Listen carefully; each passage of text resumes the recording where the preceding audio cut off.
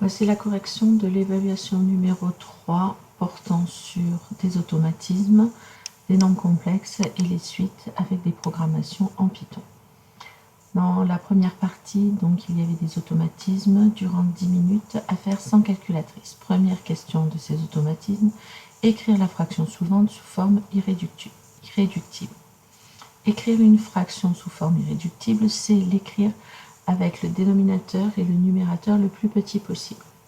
120 sur 160, on constate que c'est 12 fois 0 fois 10 sur 16 fois 10. Et donc, on peut simplifier par 10. Ensuite, il nous reste donc 12 sur 16. 12 et 16 sont tous les deux dans la table de 4. C'est 3 fois 4 et 4 fois 4. Donc, on peut simplifier par 4. Et il reste donc 3 quarts.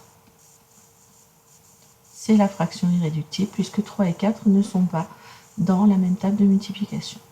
Question 2. Résoudre l'inéquation 2x plus 3 supérieur ou égal à 7.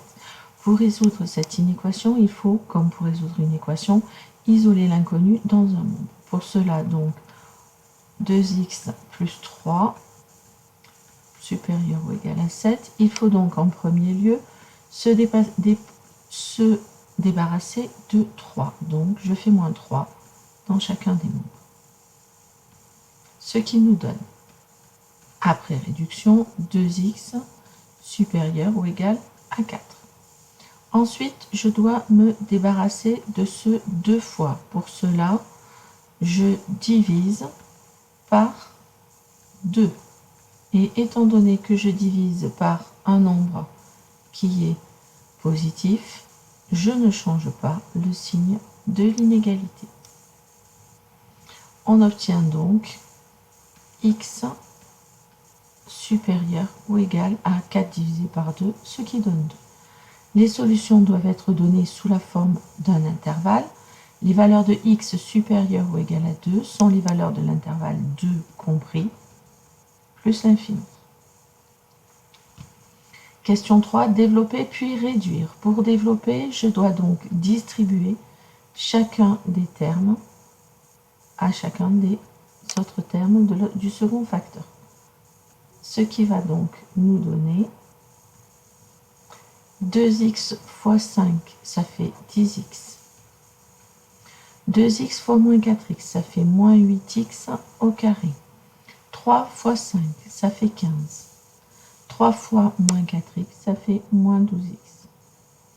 Ce qui nous donne, après réduction, 10x moins 12x, ça fait moins 2x, moins 8x carré, plus 15, que j'ordonne pour avoir une forme de trinôme, moins 8x au carré, moins 2x, plus 15.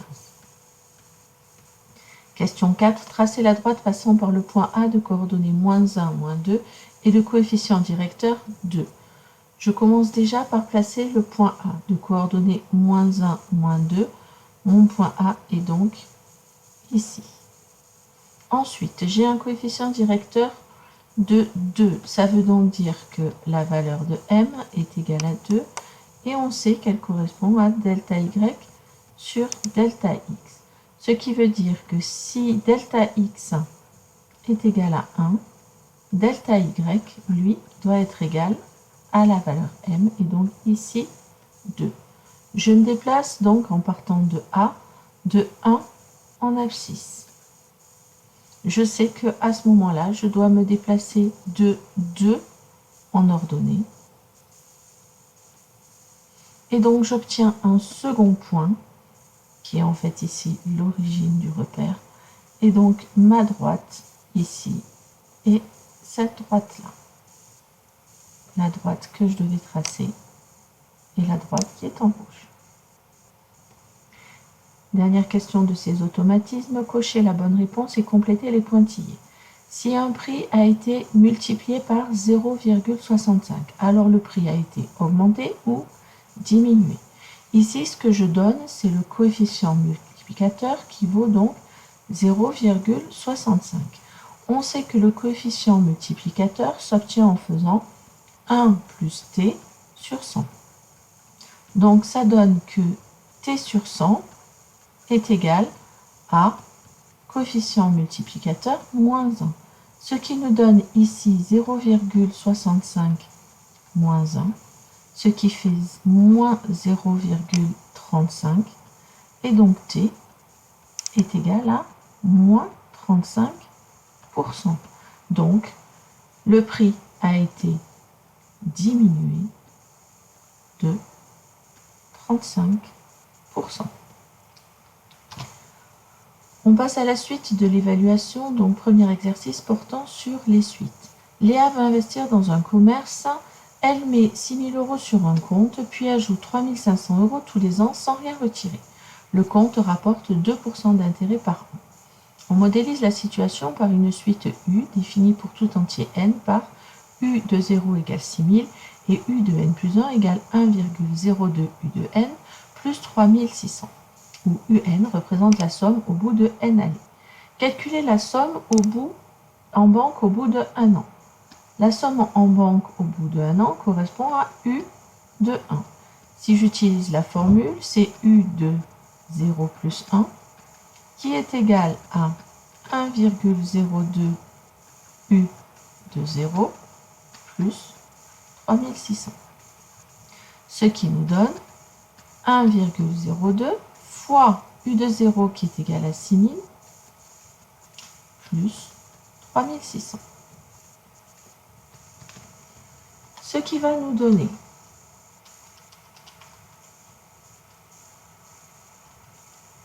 6000 fois donc 1,02, ça fait 6120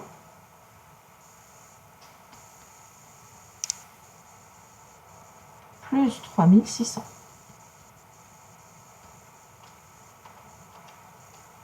Ce qui fait 9720. Donc, la somme en banque au bout d'un an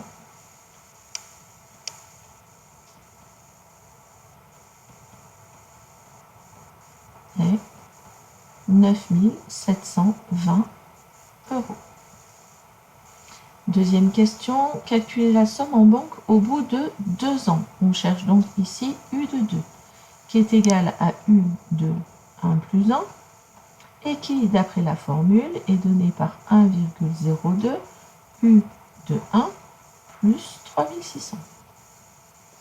Ce qui fait 1,02 fois 9720 plus 3600.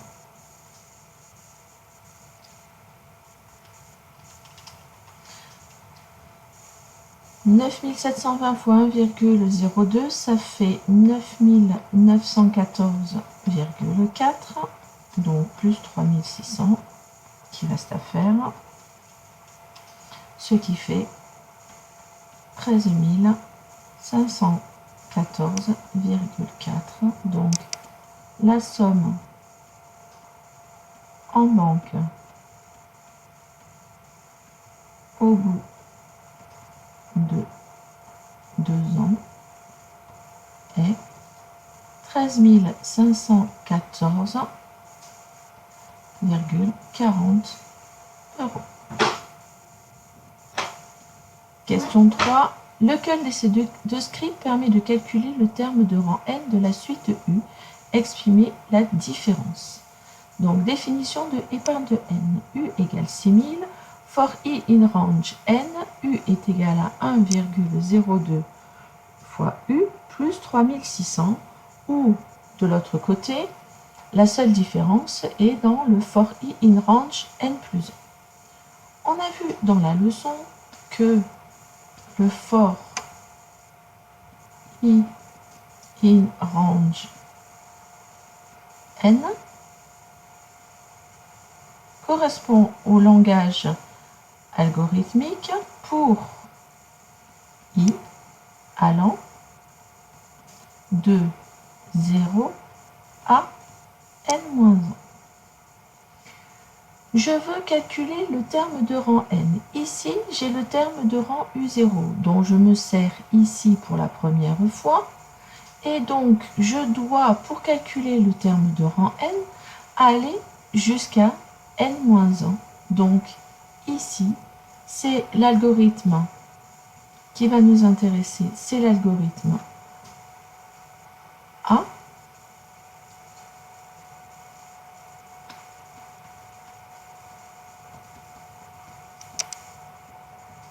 Car l'algorithme B, lui, va renvoyer le terme d'après celui que l'on cherche. Renvoie le terme U, n plus 1. Exercice 2, donc c'était des questions indépendantes pour les questions 1, 2 et 3. On donne la suite V définie par V de n plus 1 égale 4 moins V de n au carré et V de 0 égale 2. Comment est définie cette suite? On constate qu'on a V de n plus 1 en fonction de V de n et on nous donne V de 0. Donc V est défini par récurrence.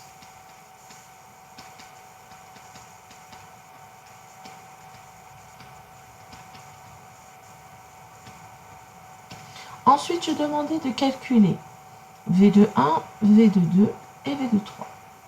Donc V de 1 va se calculer en faisant 4 moins V de 0 au carré, ce qui fait 4 moins 2 au carré, ce qui fait 0 ici. V de 2, ça va être 4 moins V de 1 au carré, ce qui fait 4 moins 0 au carré, ce qui fait 4. Et pour terminer, le V de 3, qui fait 4 moins V de 2 au carré, ce qui fait 4 moins 4 au carré, ce qui fait 4 moins 16, ce qui fait moins 12. Question 2. On donne la suite W définie par Wn égale moins n carré plus 2n plus 15 pour n supérieur ou égal à 1. Comment est définie la suite W? Dans l'expression de Wn, on n'a que des termes qui dépendent de n. Donc W est défini explicitement.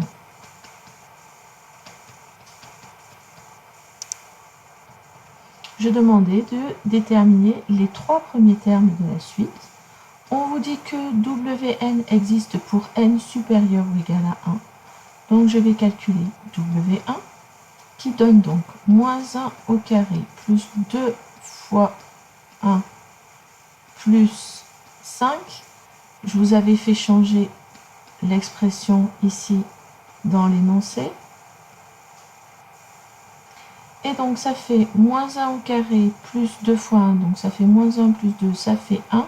1 plus 5, ça fait 6. W2, ça va être moins 2 au carré plus 2 fois 2 plus 5. Ça fait moins 4 plus 4 plus 5, ça fait 5. Et pour finir, W de 3 qui donne moins 3 au carré plus 2 fois 3 moins 5, ce qui fait moins 9 plus 6, ça fait moins 3, moins 3 plus 5, moins 3 plus 5, ce qui donne 2. Je vous demandais de représenter les premiers termes de la suite. On avait vu que sur l'axe des abscisses, on écrivait les valeurs de n, et sur l'axe des ordonnées, les valeurs de Wn. Donc le premier terme, W1, est égal à 6, donc j'obtiens ce premier point. W2 est égal à 5, dont le point de coordonnées 2, 5. Et W3 égale 2, dont le point de coordonnées 3, 2. C'est un nuage de points que l'on obtient, donc on ne relie pas les termes de la suite. Et on n'a pas besoin d'écrire W1, W2 et W3. Dernière question, on donne la suite T définie pour tout n supérieur ou égal à 0 par t de n égale 3n plus 5. Complétez l'algorithme ci-dessous pour qu'il affiche la liste des n premiers termes de la suite t. Donc, définition des termes de Tn, L va donc représenter, pour avoir tous les termes de la suite, il nous faut créer une liste. Donc, je crée une liste qui est vide en écrivant des crochets. For i in range, je dois calculer tous les termes, les n premiers termes de la suite. Donc, je commence à 0 et je vais aller jusqu'à n-1. Donc, c'est le for i in range n. Et ensuite, L happen, ça veut dire qu'à la fin de la liste, je dois rajouter les termes que je vais calculer au fur et à mesure que i va changer de valeur. Ça va nous donner donc 3 fois i plus 5. Et je dois retourner quoi? Je dois retourner la liste L, puisque je veux tous les n premiers termes de la suite de t. On termine avec l'exercice de spécialité portant donc sur les nombres complexes. Donc les questions 1 et 2 sont indépendantes. Je donnais pour la première question un point A et un point B dont les affixes respectives sont ZA égale 1 plus 3i et ZB égale 1 moins 5i. Et je demandais de déterminer l'affixe de ZK du point milieu du segment AB. On a vu dans la leçon que Z de K est égal à Z de A plus Z de B divisé par 2. Donc ça nous donne ici pour la première question que Z de K est égal à 1 plus 3i plus 1 moins 5i sur 2. Donc 1 plus 1 ça fait 2. 3i moins 5i ça fait moins 2i divisé par 2. Ce qui nous fait 2 sur 2 moins 2 sur 2i, ce qui nous fait 1 moins i. Voilà l'affixe du point K.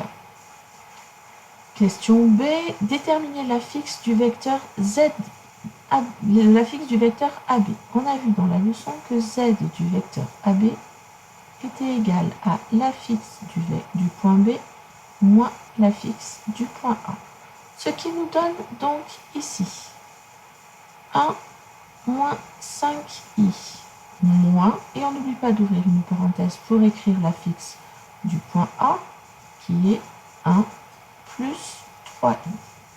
J'ai une parenthèse avec un signe moins devant, donc je dois changer tout ce qu'il y a dans la parenthèse, ce qui donne moins 1, moins 3i.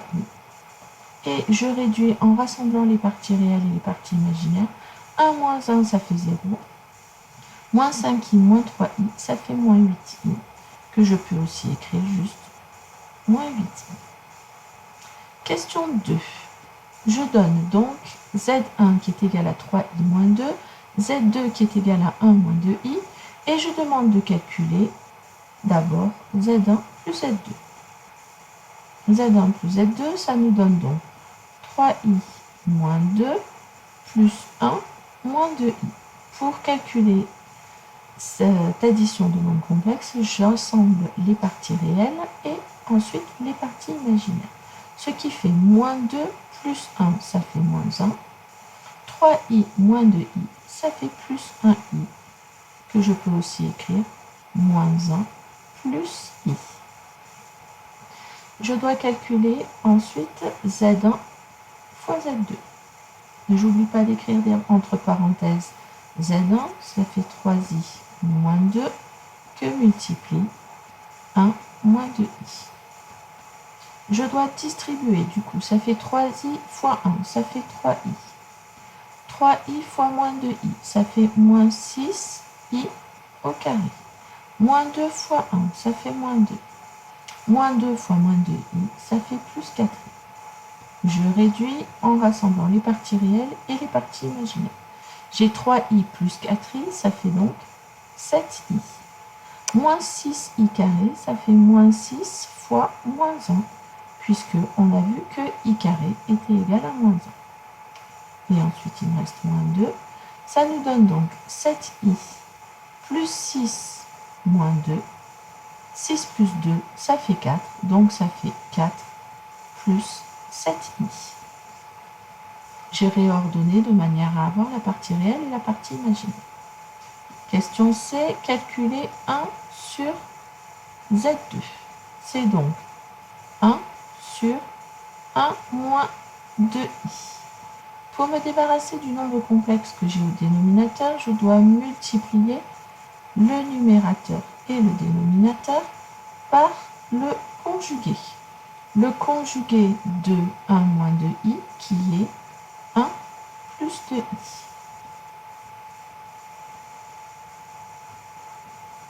On a vu du coup dans la leçon que au numérateur, il nous reste 1 plus 2i et au dénominateur, il nous reste 1 au carré plus 2 au carré.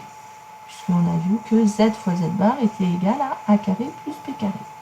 Ce qui nous donne 1 plus 2i sur 5, que je vais écrire 1 cinquième plus 2 cinquièmes de i. Je poursuis avec la question D, où je demande de calculer Z2 sur Z1. Z2 sur Z1, donc c'est 1 moins 2i sur 3i moins 2. Comme précédemment, pour me débarrasser du nombre complexe que j'ai au dénominateur, il faut que je multiplie par le conjugué de celui-ci, le numérateur et le dénominateur, bien entendu. Le conjugué de 3i moins 2, faites attention, je vous l'ai écrit dans l'ordre inverse de d'habitude, pour voir si vous savez repérer quelle est la partie réelle, quelle est la partie imaginaire. Le conjugué de 3i moins 2, c'est moins 3i moins 2. Et il me reste ensuite à développer comme on a l'habitude de le faire. 1 fois moins 3i, ça fait moins 3i. 1 fois moins 2, ça fait moins 2. Moins 2i fois moins 3i, ça fait plus 6i carré. Et moins 2i fois moins 2, ça fait plus 4i. Au dénominateur, je me retrouve avec 3 au carré plus 2 au carré. Je réduis moins 3i plus 4i, ça fait i. Moins 2 et moins plus 6i carré, ça fait moins 6, puisque i carré est égal à moins 1. Ça nous fait 9 plus 4, ce qui nous fait 13. Et donc, j'obtiens moins 8 plus i sur 13, que je peux écrire moins 8 sur 13 plus 1 sur 13 i, afin de faire apparaître partie réelle et partie imaginaire. Dernière question, je demandais Z2 bar, c'est-à-dire le conjugué de Z2. Le conjugué donc de 1 moins 2i. Le conjugué d'un nombre complexe, c'est même partie réelle, donc ici 1, partie imaginaire opposée, donc plus 2i. Voilà, la correction de ce devoir est terminée. J'espère que celle-ci vous aura permis de mieux comprendre vos erreurs. N'hésitez pas à me poser des questions en classe si des doutes ou des interrogations persistent.